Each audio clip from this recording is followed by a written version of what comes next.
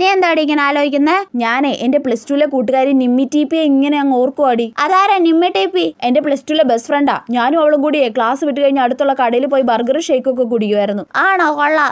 ഞാനും നിമ്മി ടീപ്പിയും കൂടെ ഇതേപോലെ എത്ര പ്രാവശ്യം ബസ് സ്റ്റോപ്പിൽ വായി നോക്കി നിന്നിട്ടുണ്ടെന്നറിയോ? എത്ര ബസ് വന്നാലും ഞങ്ങൾ അതിൽ കയറത്തില്ലടി. അടുത്ത ബസ്സിൽ കയറാന്ന് പറഞ്ഞു ചുമ്മാ ബസ് സ്റ്റോപ്പിൽ വായി നോക്കി നിൽക്കും. ആണല്ലേ?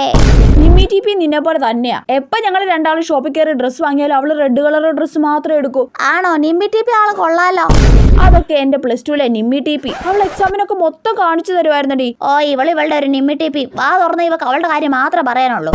എടി നിമ്മി ടീപ്പിയെ ഇപ്പൊ ബാംഗ്ലൂരിലാ പഠിക്കുന്നത്. അവൾ ഇന്നലെ ഒരു റീൽ ഇട്ടായിരുന്നേ. ഷടാ.